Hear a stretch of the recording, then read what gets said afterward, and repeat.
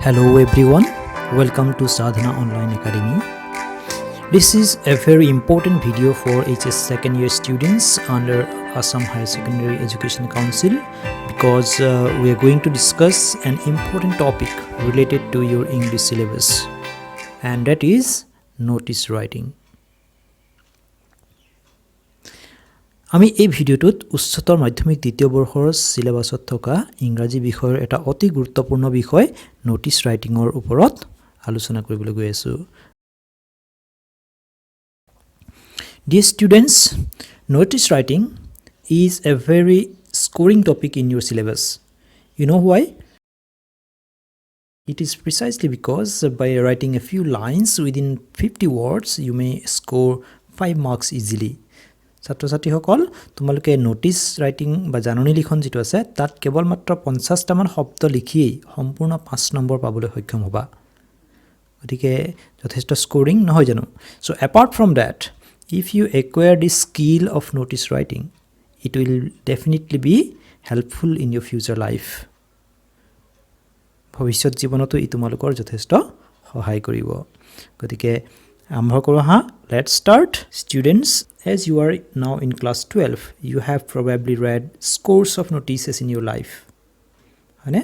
তোমালোকে এতিয়ালৈকে নিশ্চয় বহুতো জাননী পঢ়িছা, অসমীয়াতে হওক বা ইংৰাজীতে হওক। এই জাননীবিলাকৰ কিছুমান বৈশিষ্ট্য মন কৰিছানে?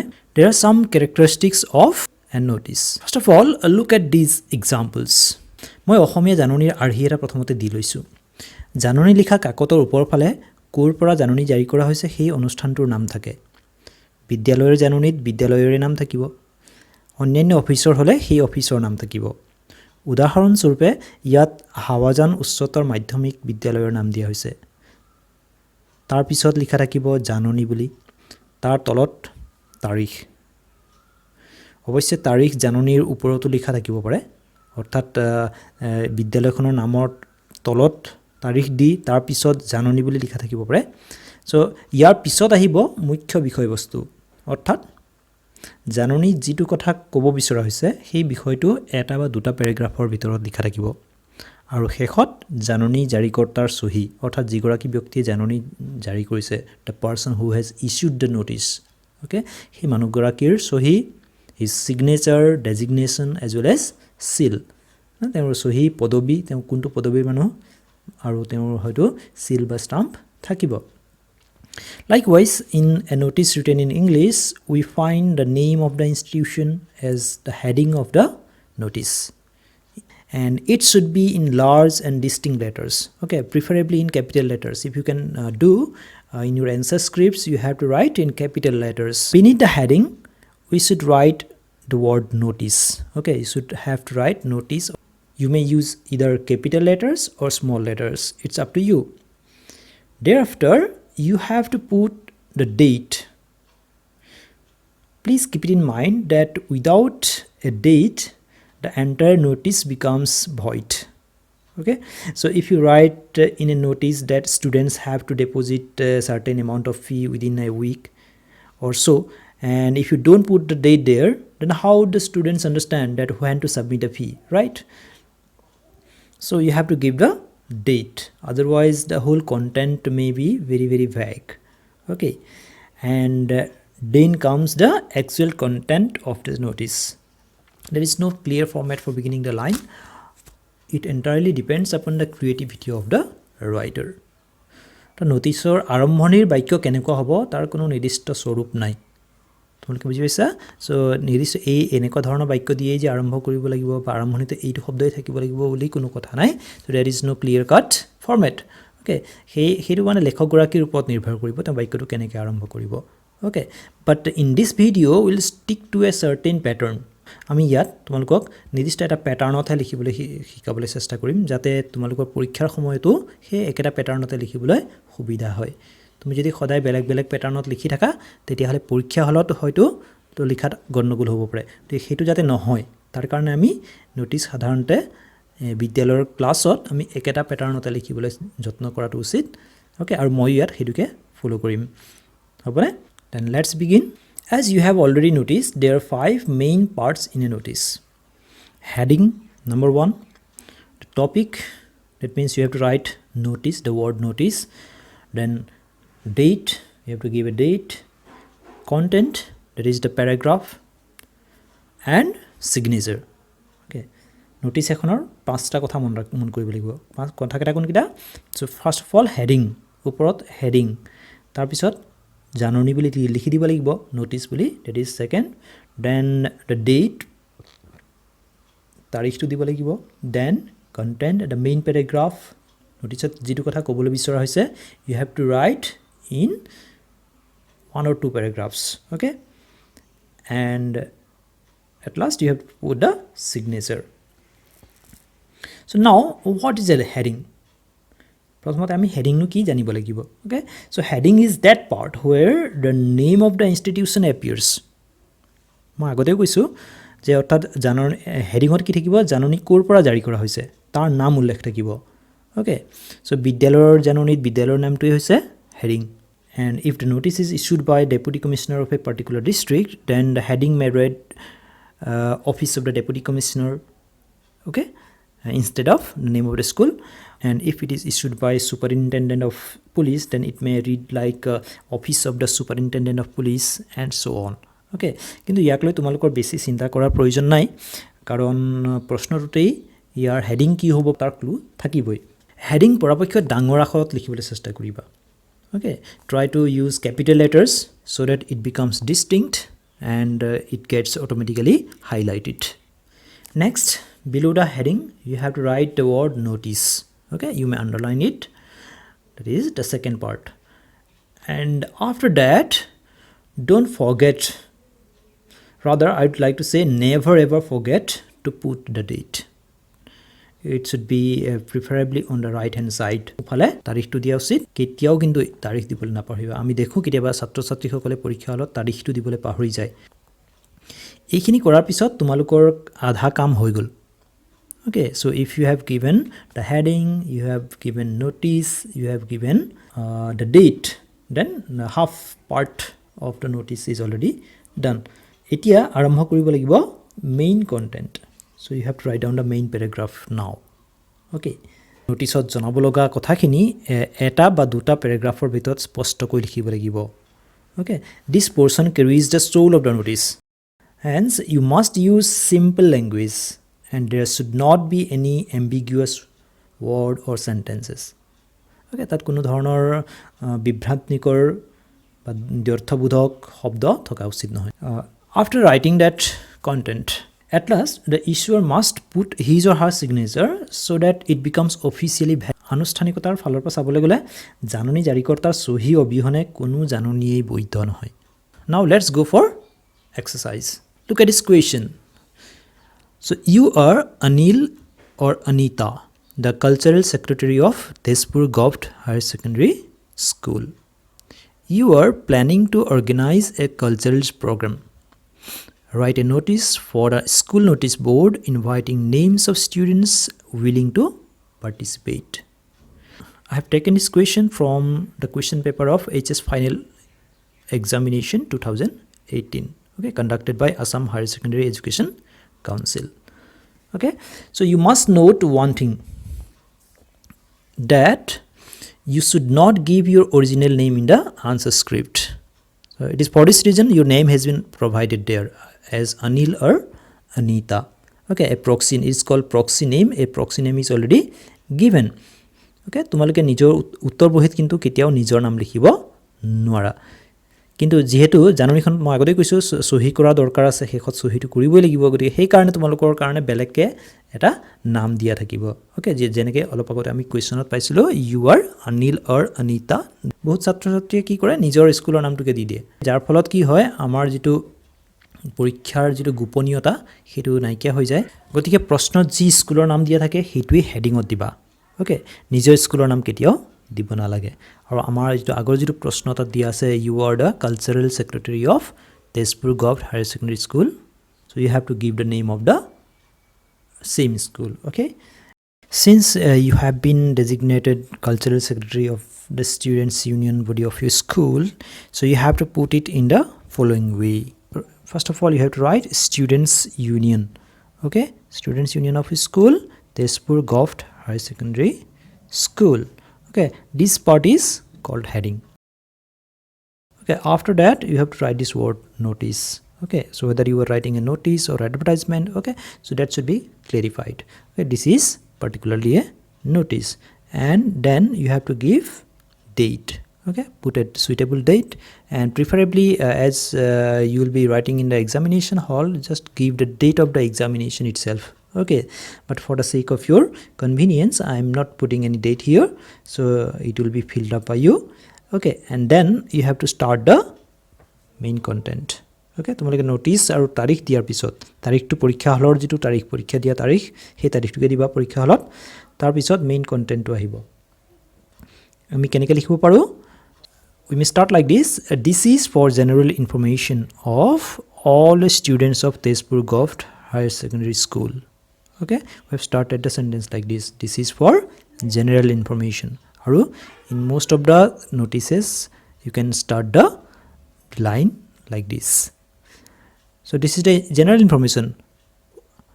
Okay, so what is the information? The information is that the school is going to organize. Okay, the school is going to organize a Bhupendra Sangeet competition. Okay, actually in the question it was not mentioned what kind of competition is going to be organized. Okay, prashno likha hua nasil kenekwa competition hobo ta likha asil just a cultural competition. Okay, but being a secretary, being a cultural secretary, you cannot afford to be vague. Okay, tumi vague hoi thakile no hobo ta osposto ke likhile no hobo kenekwa competition, it should be clear cut. Okay, that's why I have mentioned Bhupendra Sangeet competition. You may write Rabha Sangeet competition, or you may write solo dance competition, or you may write any other such cultural competition, and then you have to give the date on which day the Bhupendra Sangeet competition is going to be organized on 15th May 2020.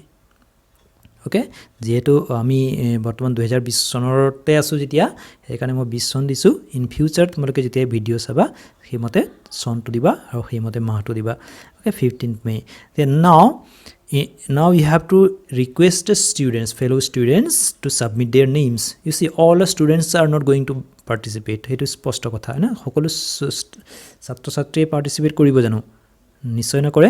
So only those students who are interested in cultural competitions তেওঁলোকে হে পাৰ্টিসিপেট কৰিব হয় না নহয়. So সেই কাৰণে you have to mention this in this way. So interested students are hereby requested. Okay, ইয়াৰ দ্বাৰা অনুৰোধ জনোৱা হৈছে কাক সেইবিলাক ছাত্ৰ ছাত্ৰীক যিসকল ইন্টাৰেষ্টেড হয় যিসকল আগ্ৰহী. Okay, আগ্ৰহী ছাত্ৰ ছাত্ৰীসকলক ইয়াৰ দ্বাৰা অনুৰোধ জনোৱা হৈছে. Okay, so কি কৰিবলৈ অনুৰোধ জনোৱা হৈছে to submit their names. তেওঁলোকৰ নাম যাতে তেওঁলোকে সাবমিট কৰে তেওঁলোকৰ নাম যাতে জমা দিয়ে. Okay, competitionৰ কাৰণে নাম জমা দিবই লাগিব. So without submitting your name, how can you participate in any kind of a competition, right? So you have to submit the name. So now your idea is the interested students are hereby requested to submit their names to whom? So you have to submit the name to somebody, right? So you have to submit their names to the undersigned. This word is very important.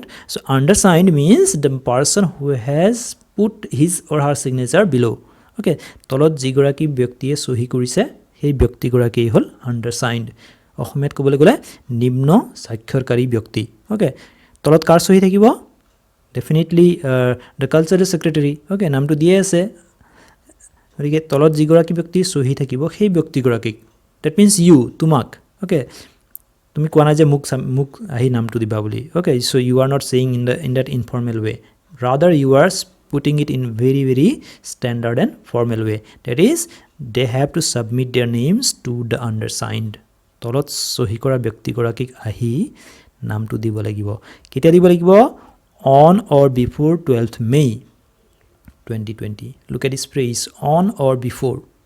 What do we mean by that? So they have to submit their names on 12th May because the competition is going to be held on 15th May. 15 তাৰিখে competition হ'ব. গতিকে তেওঁলোকে নামটো 2-3 দিন আগত দিব লাগিব. So they have to submit their names on 12th May or before 12th May. Okay, তেওঁলোকে 12 তাৰিখে দিব লাগিব অথবা 12 তাৰিখৰ আগত দিব লাগিব. Okay, so হেতুক আমি ইমান দীঘলীয়া নকৰি কি বুলি ক'ব পাৰো on 12th May or before 12th May নিলিখি আমি লিখিব পাৰো on or before 12th May তাৰমানে 12 তাৰিখ বা তাৰ আগত যাতে তেওঁলোকৰ নাম নিম্ন স্বাক্ষৰকাৰী ব্যক্তিক দিয়ে okay that's why so you as a cultural secretary are requesting your fellow students of the school to submit their names to you okay so now at last you have to give your signature so if you are Anil just write Anil and if you are Anita that means if you are a girl just write Anita মই ইয়াত দুটাই দিছো তোমালোকে পৰীক্ষা হলত এটাহে দিবা okay so write Anil or just Anita then thereafter cultural secretary okay so you may repeat the name of the school below or it is not so much important because school namটো ওপৰত দিয়া আছে so cultural secretary তলত দেখিব পাৰা Tezpur government high secondary school it's up to you okay so গতিকে এইখিনি হৈ গল so basically pattern to এনেকুৱাই okay ছাত্ৰ ছাত্ৰীসকল তোমালোকে যদি নোটিছৰ আৰম্ভণি অৰ্থাৎ মই যে লিখিছিলো this is for general information এই শব্দকিটা একে ধৰণে যদি লিখিবলৈ চেষ্টা কৰা প্ৰতিটো নোটিছত তেতিয়াহলে কি হ'ব পৰীক্ষাটো উত্তৰ লিখিবলৈ তোমালোকৰ সুবিধা হ'ব মই আগতে কৈছিলো যে এনেকুৱা নিৰ্দিষ্ট কোনো লাইন নাই যিটোৰে আমি নোটিছ এটা আৰম্ভ কৰিব লাগে বুলি ওকে কোনো নিৰ্দিষ্ট লাইন নাই গতিকে যিকোনো ধৰণেও তুমি আৰম্ভ কৰিব পাৰা ওকে বাক্যটো শুদ্ধ হ'ব লাগিব কিন্তু যদি প্ৰতিটো নোটিছত আমি বেলেগ বেলেগ ধৰণে যদি লিখা প্ৰেক্টিছ কৰি থাকো তেতিয়াহলে পৰীক্ষা হলতো তোমাৰ খেলিমেলি লাগিব so in order to avoid that এটো তোমাৰ পৰিহাৰ কৰিবৰ কাৰণে তুমি কি কৰিবা সদায় একে ধৰণে লিখিবলৈ চেষ্টা কৰিবা ওকে যিকোনো ধৰণৰ নোটিছ আহিলেও তুমি আৰম্ভণিতে লিখিব পাৰা it is for general information okay so কাক ইনফৰমেশন দিব বিচাৰা ষ্টুডেন্টছক দিয়া ইনফৰমেশন নে জেনাৰেল পাব্লিকক দিয়া ইনফৰমেশন হেতু পিছত আহিব okay the starting should be same okay so you just try to maintain the consistency so that you will not be in trouble while writing the notice in examination hall okay so 2017 চনত অহা এই প্ৰশ্নটোলে মন কৰাচোন in this question too you are designated cultural secretary of your school okay or rather of your college okay St. Anthony's College Guwahati so what is the aim of this notice to provide information to the students about a competition okay inter college dance and song competition okay tar বিষয়ে তোমালোকে কি কৰিব লাগিব information দিব লাগিব you have to give your name as Binod or Sima ঠিক এই নোটিছটো যদি আমি লিখো তেতিয়ালে কেনেকৈ হ'ব Students Union, St. Anthony's College, Guwahati. Okay, so we have changed the name of the institution. Okay. Next, you write down notice. Then again, you write down date. Okay. Up to this, almost same. Yeah, এইখিনি কথা তোমালোকে মনত ৰাখি থোৱা আৰু okay পৰীক্ষা হলত তোমালোকে লিখি দিলে হল বস্তুটো এনেকৈ আহিব and then again the content this is for general information মই বাক্যটো বেলেগকৈ লিখা নাই এই কাৰণেই যে তোমালোকৰ যাতে কোনো অসুবিধা নহয় ওকে বাক্যটো বেলেগ ধৰণেও লিখিব পাৰিলোহেঁতেন আমি কেনেকৈ suppose all the students of St. Anthony's College are hereby informed তেনেকৈ লিখিব পাৰিলোহেঁতেন ওকে বাট এই ধৰণৰ আমি বেলেগ বেলেগ ধৰণৰ প্ৰেক্টিছ নকৰাটোৱেই ভাল okay so in order to avoid any kind of problem in future so I've started the sentence this is for general information of all students of St. Anthony's College that what is the information the college is going to organize an inter-college song and dance competition okay the competition is inter-college song and dance competition on 15th May 2020 okay মই তাৰিখটো change কৰা না আগৰ আগি আছে so it is the same date suppose now again interested students are hereby requested so you are requesting only those students who are interested okay to submit their names to the undersigned you see I have not changed the pattern okay so এনেকুৱা ধৰণৰ প্ৰশ্ন তুমি শেষৰ লাইনটো যদি মনত ৰাখি দিয়া this line you may repeat in the examination also okay so this is for your convenience that I have kept the same sentence here okay তোমালোকৰ পিছৰ পৰীক্ষা যদি এনেকুৱা কিবা নোটিছ আহে এই কথাটো এই ধৰণে লিখিব পাৰা okay so interested students are hereby requested to submit their names to the undersigned on or before 12th May 2020 okay and then thereafter you have to give your signature just give one name don't put both the names okay eta naam he diba Binod or Seema, and then you have to write cultural secretary. Okay, you may repeat St. Anthony's College or you may avoid it. Okay, ছাত্ৰ ছাত্ৰীসকল আজিলৈ ইমানেই তোমালোকে এই ভিডিওটোৰ পৰা যদি উপকৃত হোৱা বুলি ভাবা তেন্তে ভিডিওটো লাইক আৰু চেনেলটো সাবস্ক্ৰাইব কৰিবলৈ নাপাহৰিবা ধন্যবাদ